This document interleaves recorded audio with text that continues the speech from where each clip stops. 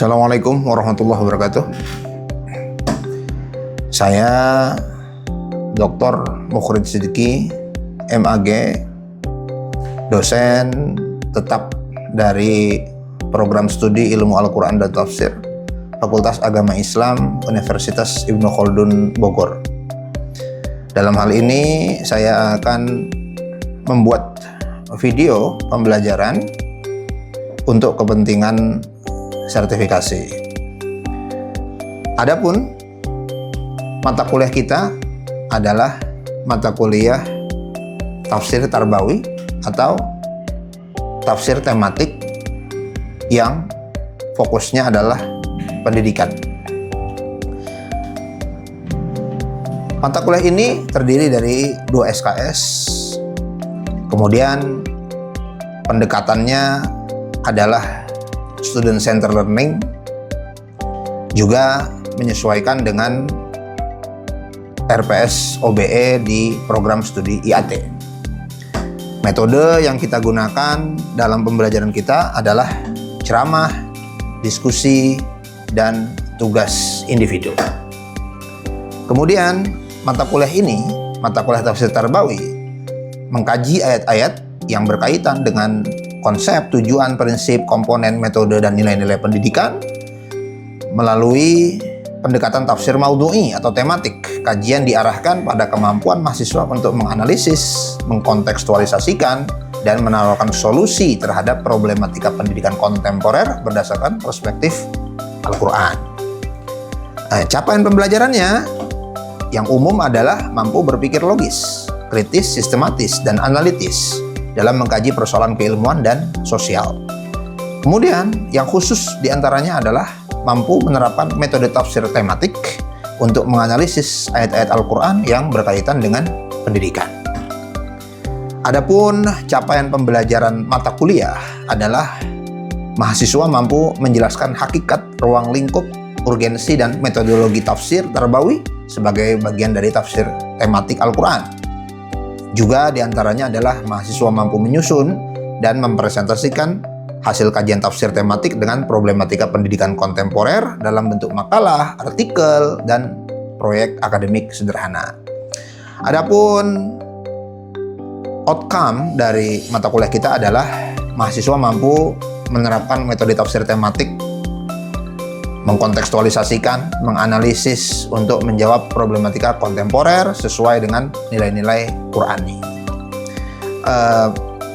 Untuk komponen penilaian, ada kehadiran, ada juga tugas, kemudian ada UTS dan UAS. Kemudian kita selanjutnya akan melakukan praktek pembelajaran di dalam kelas. Silahkan untuk disaksikan. Oke, Assalamualaikum warahmatullahi wabarakatuh. Waalaikumsalam warahmatullahi wabarakatuh. Apa kabar semuanya?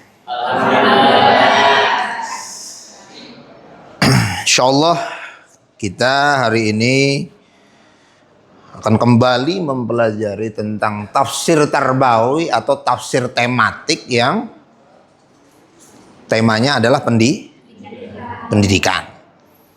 Ya, nah, tema kita kali ini adalah sikap dan tanggung jawab intelektual Muslim, Quran surat Ali Imran ayat 190 dan 191. Sebelum kita mulai, sama-sama kita membaca Bismillahirrahmanirrahim. Oke. Yang mahasiswa siapa yang nggak hadir? Yang mahasiswi ada yang nggak hadir? Catat nama mahasiswa dan mahasiswi yang tidak hadir. Seperti biasa. Baik. Capaiannya yang pertama bertakwa kepada Allah pasti. Ya. Kemudian menunjukkan sikap ilmiah moderat bertanggung jawab. Kemudian menguasai konsep metodologi, kemudian menguasai konsep dasar dan paradigma. Kemudian kompetensi selanjutnya adalah mampu mengkomunikasikan hasil kajian ilmiah secara lisan. Presentasi. Maka kamu belajar tafsir Tarbawi bukan karena mau jadi mufassir, bukan jadi ahli tafsir, tetapi kompetensi yang diinginkan kamu mampu mendeliver itu secara lisan, secara verbal dalam presentasi, gitu ya. Kemudian mampu menerapkan metode tafsir tematik untuk menganalisis ayat-ayat Al-Quran yang berkaitan dengan pendidikan. Kemudian mampu menyusun karya ilmiah sederhana berbasis kajian tafsir yang relevan dengan kebutuhan masyarakat. Nah, inilah capaian pembelajaran kita ya. Kemudian, nah capaian pembelajaran mata kuliah ini lebih spesifik lagi. Yang pertama adalah mahasiswa mampu menjelaskan hakikat, ruang lingkup, urgensi, dan metodologi tafsir Tarbawi. Kemudian mahasiswa mampu menganalisis ayat-ayat Al-Quran tentang konsep dan tujuan pendidikan. Mahasiswa mampu menganalisis ayat-ayat yang berkaitan dengan komponen pendidikan, pendidik, peserta didik, kurikulum, metode, lingkungan, dan evaluasi pendidikan. Kemudian mampu menunjukkan sikap ilmiah, etis, religius dalam memahami serta mengimplementasikan nilai-nilai pendidikan Al-Quran. Kemudian mampu menyusun, mempresentasikan hasil kajian tafsir tematik tentang problematika pendidikan kontemporer dalam bentuk makalah, artikel, atau proyek akademik sederhana. Yaitu makalah itu proyek akademik sederhana ya. Atau kalau sekarang juga ada poster ya, bikin poster. Oke, baik. Jadi ini ya. Jadi bukan kamu harus jadi mufassir, bukan. Oke, kita lanjut. Outcome-nya apa? Outcome-nya adalah setelah mengikuti perkuliahan tafsir Tarbawi, mahasiswa mampu menerapkan metode tafsir tematik. Metode tafsir tematik untuk menganalisis ayat-ayat pendidikan dalam Al-Quran, mengkontekstualisasikan terhadap problematika pendidikan kontemporer. Kita. Metode. Baik, kita review pelajaran yang lalu. Ini kita sebut dengan pretest. Sebelum kita masuk materi, kita uji dulu. Oke. Siapa? Sulaiman? Review pelajaran yang lalu. Silakan. Yang lalu, Pak. Ya. Tentang media digital. Ya. Yang saya dapat tentang materi sebelumnya itu adalah bagaimana kita selaku umat Islam ini, khususnya mahasiswa yang menghadapi tantangan era digital ini, khususnya dalam dunia pendidikan. Saya paparkan dulu surat yang berkaitan dengan tema digital ini, yaitu surat Al-Hujurat ayat 6, berbunyi Bismillahirrahmanirrahim. Ya ayyuhalladzina amanu in ja'akum fasiqum binaba'in fatabayyanu an tusibu qauman bijahalatin fatusbihu ala fa'altum nadimin. Yang artinya, wahai orang-orang yang beriman, jika seorang yang fasik datang kepadamu membawa suatu berita, maka telitilah kebenarannya agar kamu tidak mencelakai suatu kaum karena kebodohan yang akhirnya kamu menyelesaikan perbuatan itu. Yang saya dapatkan yang kemarin itu lebih berfokus kepada informasi, tidak terlalu fokus pada teknologi dan lain-lain. Karena saya mendengarkan juga kan informasi. Nilai-nilai sini itu adalah mengandung tentang bagaimana kita berpikir kritis, literasi informasi, tanggung jawab sosial, dan kehati-hatian dalam komunikasi. Kenapa kita harus mempunyai sifat itu? Karena dari asbabul nuzul ini, surat Al-Hujurat ini menjelaskan bahwasanya ada dua kubu. Yang pertama itu kubu satu itu kubu Rasulullah, dan yang kedua itu kubu sahabat kalau nggak salah, yang berkaitan dengan zakat. Nah pada saat itu kan Rasulullah entah itu ingin menagih zakat atau entah itu ingin mengunjungi sahabat. Lalu pas ketika Rasulullah datang pada sahabat, Rasulullah melihat para sahabat ini ramai dan seakan-akan ingin melakukan perang. Lalu maka Rasulullah balik, kemudian berbicara kepada sahabat lain. Nah di satu kubu tersebut, kemudian sahabat yang tadi didatangi oleh Rasul itu mendatangkan kepada Rasul. Dan ketika ingin mendatangkan Rasul, entah itu ingin berzakat, lalu Rasul pada posisi saat itu sama sedang ramai, sedang bersiap-siap. Lalu maka sahabat ini baik lagi dan berbicara kepada yang lain. Nah maka ayat ini turunlah untuk menjawab persoalan itu. Jadi poinnya adalah ketika informasi itu belum jelas kita dapatkan, atau belum kita ketahui, maka harus di situ kan ada ayat yang jelas fatabayyanu, maka harus bertabayun lah, yang artinya harus meng-cross check, memvalidasi atau mengonfirmasi bahwasannya itu berita benar atau bukan. Nah, yang saya dapatkan bagaimana untuk menjawab tantangan tersebut. Tantangan tersebut saya sudah katakan minggu lalu, saya tetap berpegang teguh walaupun ada pembenaran sedikit, yaitu tentang saya ingin mengambil dalam surat Al-Alaq, yang itu Iqra, membaca. Tapi saya benarkan bahwasanya Iqra itu bukan sekedar membaca, tapi juga menganalisis, memverifikasi, serta mencari kebenaran dan lebih diketahui. Itu yang dimaksud dengan Iqra. Lalu untuk menjawab soal kedua, saya mengambil dalam surat Al-Imran. Ali Imran yang tadi diusulkan itu 190 sampai 191. Karena yang berbunyi Bismillahirrahmanirrahim. Inna fi khalqis samawati wal ardi wa ikhtilafil laili wan nahari la ayatin li ulil albab alladzina yazkurunallaha qiyaman wa qu'udan wa 'ala junubihim wa yatafakkaruna fi khalqis samawati wal ardi Rabbana ma khalaqta hadza batila subhanaka faqina adzabannar. Langsung saja mungkin artinya sudah bisa dilihat. Jadi ayat 190 ini menjelaskan bagaimana keagungan Allah itu menjelaskan, menampilkan keagungan Allah pada orang yang berpikir. Lalu yang kedua, ciri-ciri orang yang berpikir. Nah, kenapa saya mengambil surat ini? Karena surat ini itu sangat berselaras dengan tantangan di era digital ini. Karena tanpa orang yang tidak berpikir atau tidak mau berpikir kritis itu, dia akan terbawa arus terjerumus kepada era digital saat ini. Nah kan Asbabun Nuzul ini kan ketika suatu kota masyarakat Madinah kalau tidak salah, pertama mendatangkan dua kaum. Yang pertama kaum Yahudi, yaitu kaumnya Nabi Musa. Lalu yang kedua kaum Nasrani, kaum Nabi Isa. Beliau menanyakan sama perihalnya tentang kemuliaan atau kehebatan yang dimiliki oleh para nabi. Nah kemudian pas terakhir ditanya kepada Nabi Muhammad, mereka curang bertanyanya. Mereka bertanya tidak bertanya tentang kemuliaan, melainkan bertanya tentang, ya Rasul, apakah kau bisa mengubah bukit ini menjadi emas? Lalu di situ tidak dijawab atau ada keterputusan, maka langsung turunlah ayat 191 yang menjawab dari persoalan itu. Jadi intinya apa?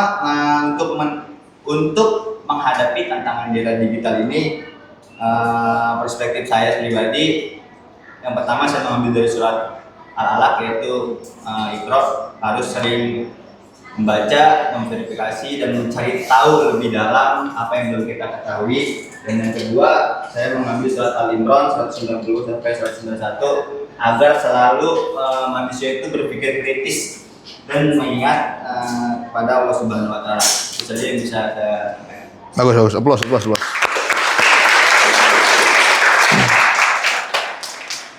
Masuk materi ya. Pertama kita harus pastikan dulu ayatnya, dibaca ayatnya, bacanya juga harus benar. Ya, wajib itu udah. Kemudian ada nggak hubungan ayat ini dengan ayat yang sebelumnya? Pasti ada. Ya, itu yang disebut dengan munasabah, korelasi, hubungan timbal balik antara ayat ini dengan ayat sebelumnya. Itu pasti ada itu. Ya. Kemudian apa ya hubungannya? Pada ayat sebelumnya, ayat 189, Allah Subhanahu wa taala menegaskan bahwa kerajaan langit dan bumi adalah milik Allah. Allah Maha Kuasa atas segala sesuatu. Kemudian setelah menegaskan aspek teologis berupa kekuasaan Allah, lanjut di ayat 190 191 mengarahkan manusia untuk melakukan proses intelektual. Berpikir, mengamati, merenungkan, dan mengambil pelajaran dari fenomena alam semesta. Fenomena alam semesta, ya, tahun baru Komariah, tahun baru Syamsiah, ya, tahun baru Syamsiah katanya adalah peredaran bumi mengelilingi matahari. Tahun baru Komariah katanya adalah peredaran bulan mengelilingi bumi. Berapa selisihnya? Selisih harinya dalam satu tahun? Dalam 1 tahun berapa selisih harinya antara Komariah dengan Syamsiah? Selisih harinya kira-kira 12 hari. Atau sampai 14 hari. Maka kalau lebaran kemarin tanggal 20, kemungkinan besok tanggal 8. Dan begitu seterusnya. Jadi setengah bulan majunya. Ya, jumlah hari dalam Komariah lebih sedikit daripada jumlah hari dalam Syamsiah. Maka umur kamu dalam Komariah itu lebih tua daripada dalam Syamsiah. Ya, karena 1 bulan Komariah itu mungkin 29, paling banyak 29, jarang 30, sangat jarang 29 ya. Sementara dalam bulan Syamsiah jarang 30, 4 tahun sekali itu. Tanggal 29 itu 4 tahun sekali itu, bulan Februari. Sisanya 31 aja, lama betul hari-hari ya. Nah, maka gajian jadi lama gara-gara itu. Nah, kemudian ya ini hubungannya ya, hubungan. Kemudian asbab nuzul. Apa tuh asbab nuzul? Sebab turun. Apakah semua dalam ayat Al-Quran ada asbab nuzulnya? Tidak. Karena asbab nuzul itu harus riwayat. Riwayat itu kesaksian. Orang ketika itu, oh ayat ini turun sebabnya karena ini. Jadi nggak boleh dikarang sendiri. Nah, dalam Ali Imran 190, 191 ini, mayoritas ulama menyatakan nggak ada asbab nuzul.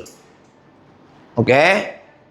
Nah, namun terdapat riwayat yang populer dari Abdullah bin Umar dan Aisyah radhiyallahu taala anha bahwa ketika ayat ini turun, Rasulullah membacanya pada malam hari sambil menangis dan bersabda, wailun liman qara'aha walam yatafakkar fiha. Celakalah orang yang membacanya dan belum memikirkan tentang apa yang dibaca. Liman qara'aha walam yatafakkar fiha. Celaka kalau cuman dibaca doang tapi tidak difikirkan, direnungkan tentang isinya. Oke. Kemudian perbedaan qiraatnya nggak ada ya. Nah, kalau ada maka kita harus bahas. Perbedaan qiraatnya nggak ada. Kemudian kita masuk ke tafsir tahlilinya. Oke. Allah Subhanahu wa taala memberi taukid, penekanan. Inna, sesungguhnya. Ya.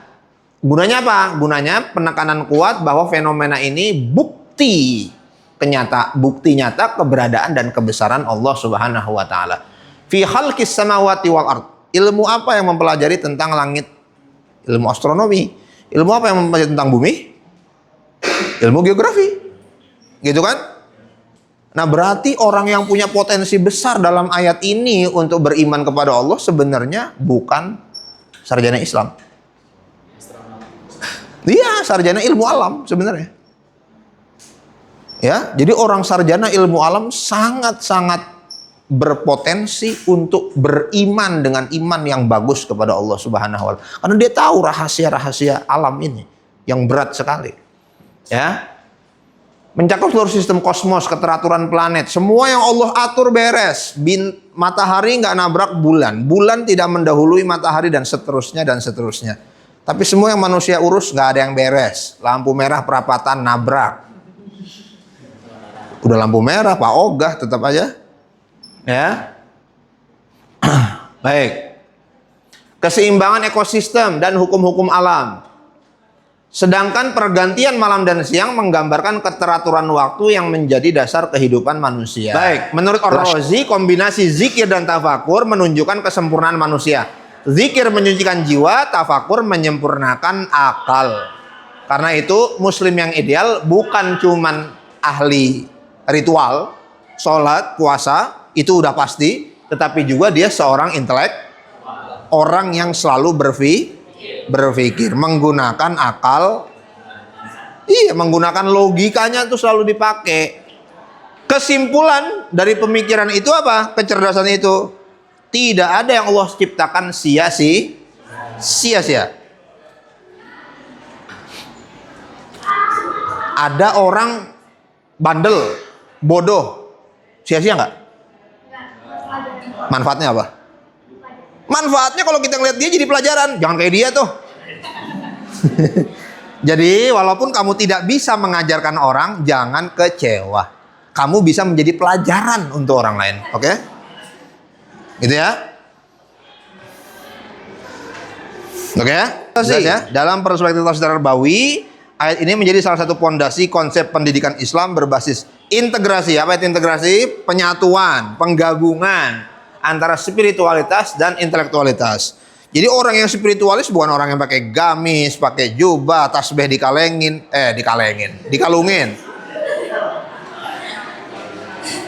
Bukan itu orang spiritualis. Orang spiritualis boleh pakai pantopel, pakai jas, pakai dasi. Tapi dia berpikir tentang penciptaan alam semesta itu intinya tuh apa, tentang kehidupan tuh intinya apa. Itu ya spiritualis ya. Oke, baik. Yang kita harus ambil, satu, Muslim harus menjadi pembelajar sepanjang hayat. Long life learning, long life education. Kemudian integrasi zikir, pikir, tanggung jawab akademik dan etika ilmiah, membangun budaya riset. Riset itu apa? Penelitian dan literasi. Relevansi dengan tantangan era digital. Ini yang kemarin kita bahas ya, ini hubungannya. Oke, selesai. Satu pertanyaan, ada? Kalau tidak, kita post test. Ada? Sulaiman? Ya, kenapa? Kan saya sudah asbabun nuzul juga ya. Kan kepala belakang. Jadi kan Bapak mengatakan bahwasanya asbabun nuzul itu tidak ada di bangsa tertentu. Tapi saya pernah berdiskusi dengan teman saya, terus saya tahu dulu, saya cari tahu dulu sebelum saya mengambil kisah. Ternyata ada yang meriwayatkan kalau tidak salah Imam atau Ghani dia mengutip dari Ibnu Abbas bahwasanya asbabun nuzul al-Imam itu yang PH tadi yang kamu ceritain. Ya. Nah, sedangkan ketika Bapak mengatakan asbabun nuzul itu tidak ada. Jadi saya validasi atau mencari tahu. Ya, mayoritas mengatakan tidak ada. Sekali lagi asbabun nuzul itu riwayat, nggak bisa dikarang. Karena dia riwayat, maka yang harus dicek adalah keabsahan riwayat. Yang jadi masalah adalah banyak klaim riwayat Ibnu Abbas dan bukan dari Ibnu Abbas. Jadi ada tafsir namanya tafsir Ibnu Abbas. Tetapi para ulama meragukan bahwa itu benar-benar dari Ibnu. Tapi kalau ada yang menjadikan itu sebagai data, dalil, ya boleh-boleh aja. Tapi mayoritas ulama berpendapat mereka apakah sudah baca tentang itu? Pasti sudah baca. Dan mereka nggak anggap itu sebagai asbabun nuzul. Kenapa? Karena riwayatnya sulit untuk dipertanggungjawabkan. Jadi perawi itu, misalnya saya nginfoin kamu sesuatu, maka profil saya harus diperiksa. Suka bohong nggak?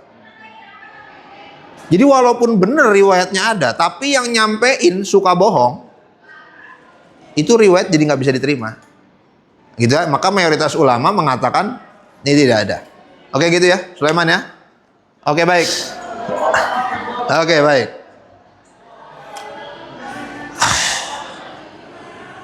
Berikan kepada kita kesimpulan. Siapa yang mau kasih kesimpulan? Mahasiswa, silakan. Bebas. Apa kesimpulannya yang bisa kamu ambil? Menurut kamu apa kesimpulannya? Ini ada ulul albab nggak di sini? Oke, silakan. Kesimpulan yang dapat kita ambil dari surat Al-Imran ya ayat 192 bahwasanya memang kekuasaan Allah itu di balik kekuasaan Allah yang ada dalam sekeliling kita maupun itu di luar, baik itu dari langit, bumi, tumbuhan dan fenomena alam, itu semua ada maknanya. Semua menghasilkan makna yang dimana kita sebagai ulil albab, sebagai manusia intelektual muslim itu harus memahami dari makna tersebut. Jadi ketika kita belajar Al-Quran bukan hanya sekedar belajar saja, tetapi kita harus mengerti dari inti makna dari ayat Al-Quran yang bisa kita terapkan dalam kehidupan kita yang bersangkutan dengan kehidupan kita. Udah? Terus juga dan juga mengajarkan kita untuk selalu berpikir kritis. Oke. Berpikir dari setiap Hmm. keadaan. Kalau kamu dikasih obat dokter, kamu kritis nggak? Apa nih dok? Itu nggak kamu?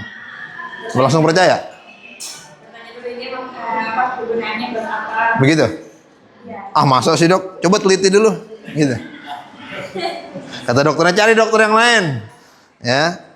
Nah, oke baik. Terima kasih applause.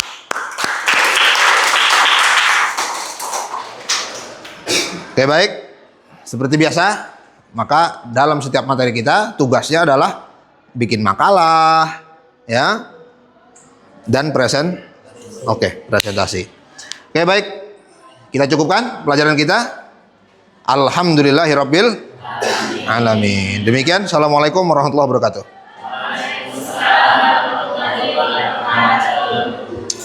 Terima kasih.